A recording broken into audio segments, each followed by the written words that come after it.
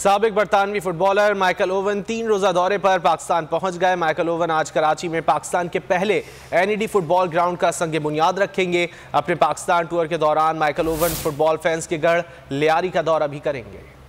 साबिक English footballer Michael oven की पाकिस्तान आमद। पाकिस्तानी शायकीन खेल अपने महबूब प्लेयर की आमद पर पुरजोश। लेजेंड फुटबॉलर आज कराची में पाकिस्तान के पहले NED फुटबॉल ग्राउंड का संग बुनियाद रखेंगे। शहर कायद में कयाम के दौरान उनका फुटबॉल फैंस के गढ़ लियारी का दौरा भी शेड्यूल। माइकल ओवन के मुताबिक पाकिस्तान में बासलाहियत खिलाड़ियों की कोई कमी नहीं। स्पोर्ट्स वर्ल्ड पाकिस्तानी प्लेयर्स के कारनामों को कदर की निगाह से देखता है। The quality of some of the players that are on trial and doing training sessions as we speak. We have some very good coaches out here that are, of course, teaching young Pakistani players. साबिक English footballer का ये भी कहना है कि Europe से दीगर international coaches भी पाकिस्तान के फुटबॉलर के साथ काम करेंगे।